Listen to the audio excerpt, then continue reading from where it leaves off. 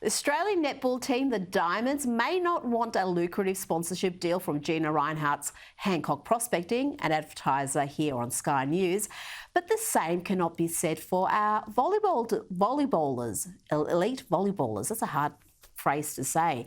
Volleyball Australia's president has posted a statement that in part reads, Mrs. Rinehart's selfless commitment to women's sport deserves the accolades of our great sporting nation. Hear, hear.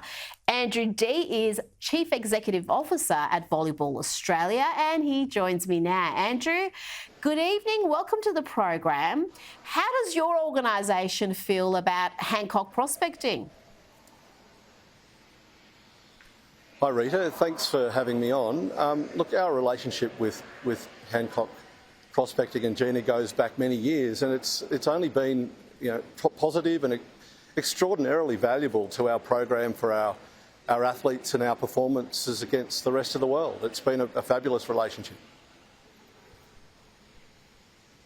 Well, you've been surprised. Certainly I have been with the approach of the Diamonds. So this is a sport that has really struggled at times financially, and yet they seem to have this ingratitude and refusing to have the Hancock Prospecting logo on their uniforms after $15–16 million investment.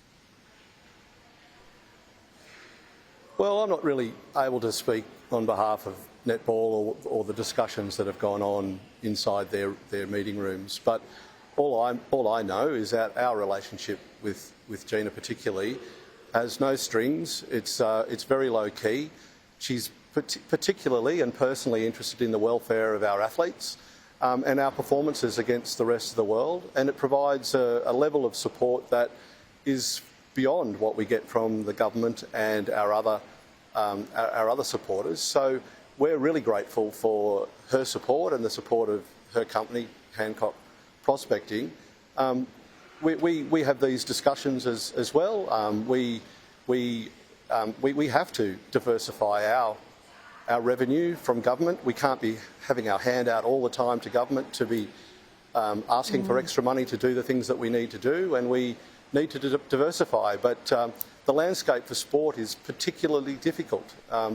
There wouldn't be many companies that would be supporting major sports in Australia that wouldn't have some debate around the value of their support and whether or not it's appropriate.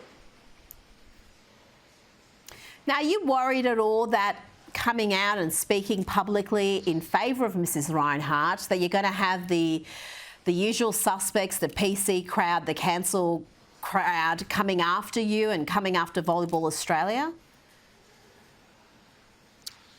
I'm not really worried.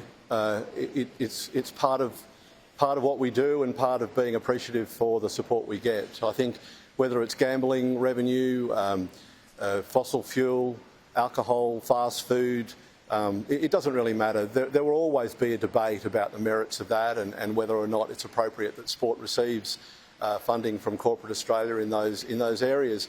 The unfortunate part is that we become part of the story, and it's often at our feet, at the feet of sport and athletes in particular, to make these comments and stand up and speak on behalf of the support that we receive. And that's particularly difficult because we're not, the amateur Olympic sports are not like the football codes that can command huge broadcasting revenue and get those deals across the line.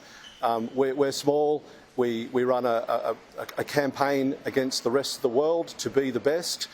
We've won Olympic and Commonwealth Games medals, and I think we've proven that we're good at what we do, but it can't happen without money and without support of those other than the federal government.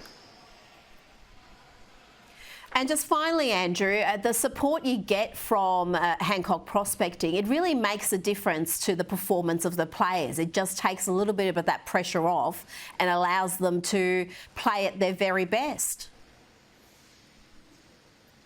It does. It helps pay their living expenses, and so that they can work less and train more. Our best athletes are full-time athletes, and they travel the world many months of the year competing overseas and honing their skills so that when they come to the Olympic Games or the Commonwealth Games, World Championships, we're there and we can compete with credibility and with great pride.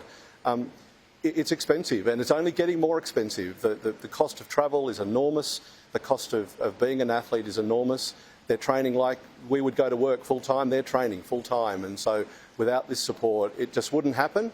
And the expectations of the community in the performances that we put out there on the courts and in the pool and on the water just wouldn't happen without the additional support of people like Gina and others too, like our President Craig Carraher, who through his company does similar things.